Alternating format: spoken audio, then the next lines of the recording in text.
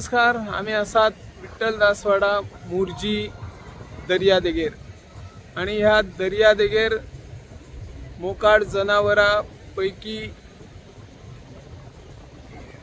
ज्यो बैलांचे झुंजी आसात ते झुंजी आमकां पळोवपाक मेळतात।